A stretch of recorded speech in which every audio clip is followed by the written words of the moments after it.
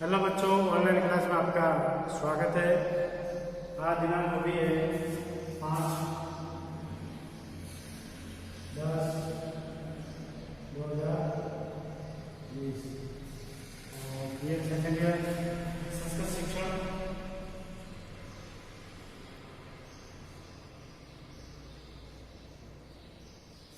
अपने इकाई 2 हो चुकी है। आज अपन इकाई 3 स्टार्ट करेंगे।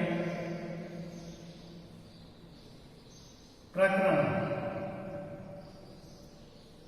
वैसे में देखा जाए तो इकाई 3 पूर्ण शिक्षक के बारे में ही बताया, शिक्षक के लिए ही बताया। पूरी इकाई एक शिक्षक के बारे में ही बताया कि उसके क्या गुण होने चाहिए, क्या कर्तव्य होने चाहिए, क्या विशेषता होनी चाहिए, क्या उत्तरदायित्व होनी चाहिए, क्या जिम्मेदारी होनी चाहिए। एक संस्कृत शिक्षण में एक शिक्षक की क्या भूमिका हो सकती है और संस्कृत शिक्षक को संस्कृत शिक्षण कराते समय किन किन बातों का ध्यान रखना है, किस तरह से संस्कृत विषय को एक रुचिकर बनाना है, आनंददायक बनाना है, एक लंबे समय तक उसको चलाना है, एक उपयोगी बनाना है, बोलचाल की भाषा में काम में लेना है, तो संस्कृत टीचर कैसा होना चाहिए। तो शिक्षक वैसे तो देखा जाए तो सभी विषयों में शिक्षक की भूमिका होती है, वो अहम होती है।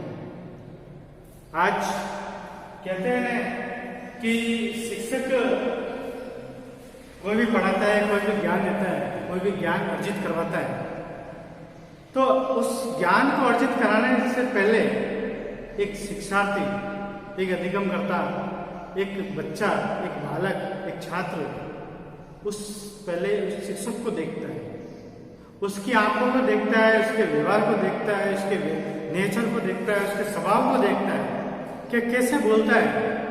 अगर मैं एक बात बोलूं, वीडियो के सामने बताऊंगा मैं आपको डेमो करके कि इधर, तो शायद बच्चा पहले से ही डर जाएगा कि मुझे क्यों बुलाया, मैंने क्या गलती कर दी, मैंने ऐसा क्या कर लिया जो टीचर ने मेरे को इस मतलब भाव से बुलाया।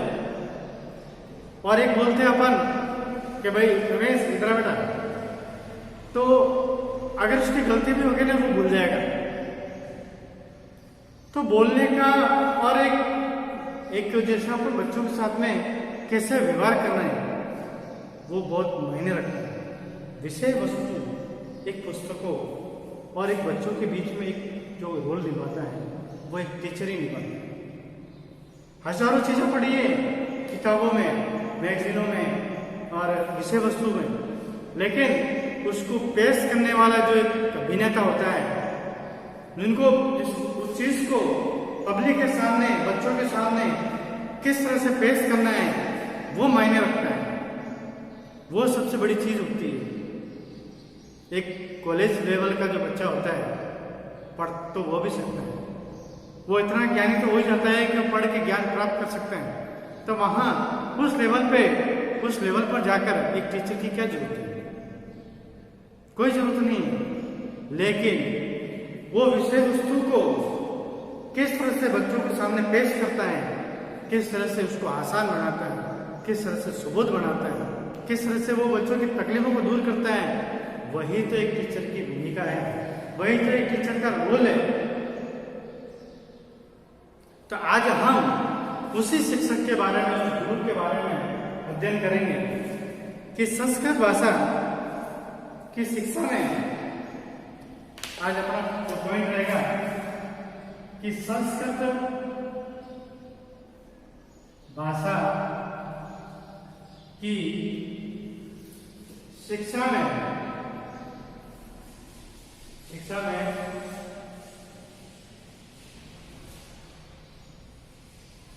शिक्षक का स्थान,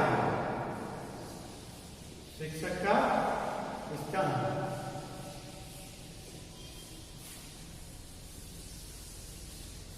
संस्कृत भाषा में अपने शिक्षक का क्या स्थान है।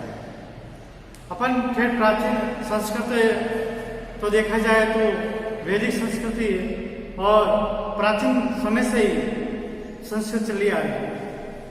सभी भाषाओं की जननी हम संस्कृत भाषा को कहते हैं, क्योंकि सभी भाषाओं का विकास संस्कृत भाषा से ही माना जाता है।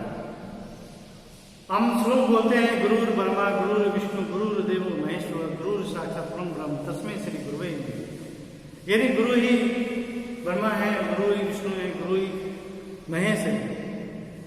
उस गुरु को हम सत प्रणाम करते हैं जिन्होंने हमें आज इस काबिल बनाया है कि हम किसी के सामने सोच समझकर शब्दों को जोड़कर, शब्दों को अच्छा प्रभावशाली बनाकर हम किसी के सामने अपनी बात को प्रस्तुत कर सकते हैं, प्रकट कर सकते हैं।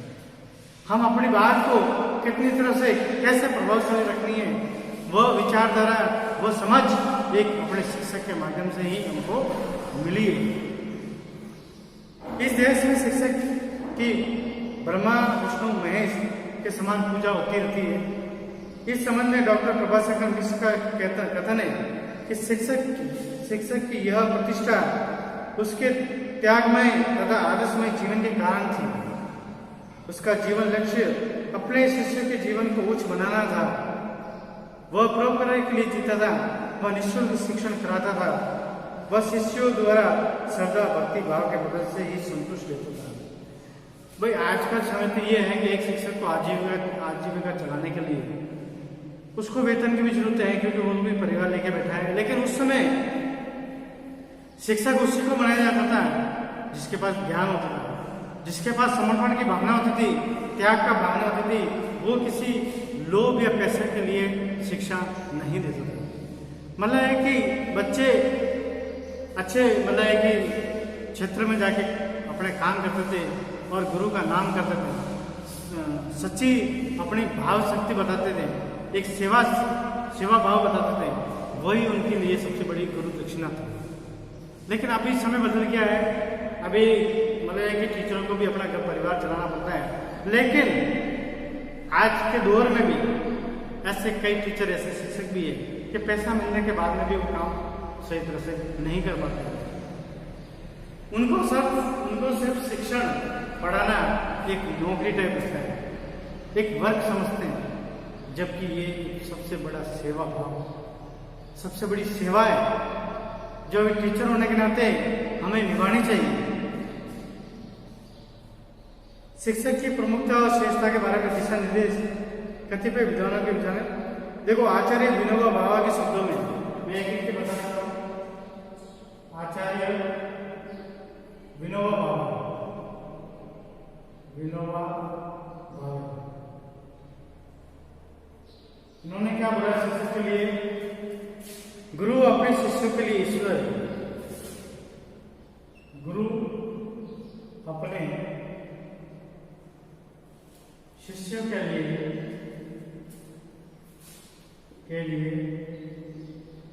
ईश्वर है, यानी भगवान के बराबर है। और शिष्य अपने गुरु के लिए ईश्वर है, और शिष्य अपने गुरु के लिए ईश्वर है। गुरु अपने शिष्यों के लिए ईश्वर है। गुरु अपने शिष्यों के लिए ईश्वर है, यानी शिष्यों की नजरों में गुरु भगवान के तुल्य है, भगवान के बराबर है, और शिष्य अपने गुरु के लिए ईश्वर है। और गुरु के नजरों में भी शिष्य एक ईश्वर के बराबर है, भगवान के बराबर है। यानी दोनों एक दूसरे को ईश्वर मानते हुए अपनी जो एक शिक्षण, एक ज्ञान प्राप्त करने का जो एक वर्क है, एक वो कर्तव्य है, उसको निभाते हैं, सेवा भाव से निभाते हैं, समर्पित भाव से निभाते हैं, समर्पण की भावना से, त्याग की भावना से, आदर्शमय भावना से उस चीज को निभाते हैं। तभी एक सच्चे ज्ञान की प्राप्ति होती है, सच्चा ज्ञान प्राप्त होता है। देखो, किताबें पढ़ना, पुस्तकें पढ़ना कोई बड़ी बात नहीं है, लेकिन ज्ञान जो आपने किताबें पढ़ी है, जो आपने पुस्तकें पढ़ी है, उस ज्ञान को अपने जीवन में उतारना, ये बहुमूल्य है, ये बड़ी बात होती है।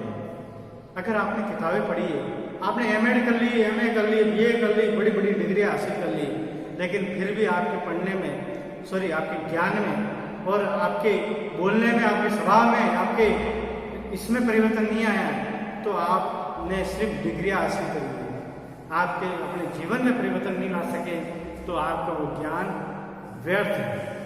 क्योंकि शिक्षा और ज्ञान का मतलब ही होता है आपके व्यवहार में परिवर्तन लाना, आपके व्यवहार में परिवर्तन लाना, न कि ज्ञान में बढ़ोतरी करना। व्यवहार में परिवर्तन लाना ही सबसे बड़ी शिक्षा है। अगर आपने अपने व्यवहार में परिवर्तन नहीं लाया तो वो शिक्षा, वो ज्ञान व्यर्थ है। डॉक्टर एस राधाकृष्णन के अनुसार, डॉक्टर एस राधाकृष्णन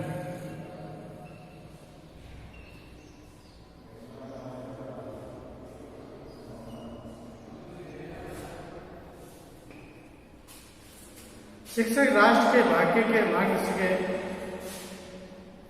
शिक्षक राष्ट्र के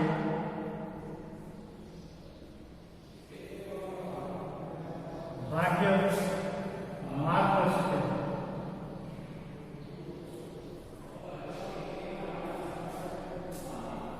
शिक्षक बौद्धिक परंपराओं तथा शिक्षक बौद्धिक परंपराओं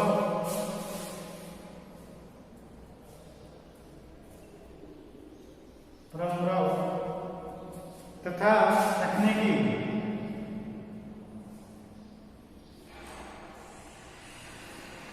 तकनीकी कौशलों का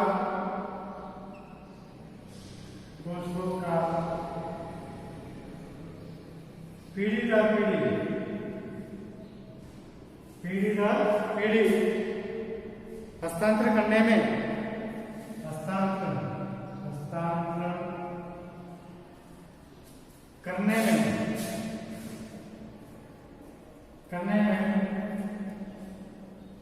दूरी का कार्य करते हैं।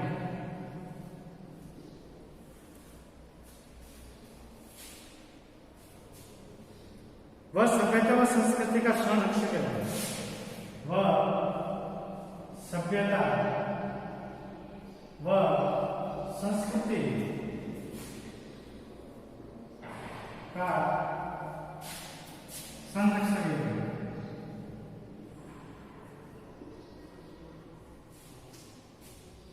वह बालक का ही नहीं, वह बालक का ही नहीं बल्कि संपूर्ण राष्ट्र का मार्गदर्शक, संपूर्ण राष्ट्र का मार्गदर्शक।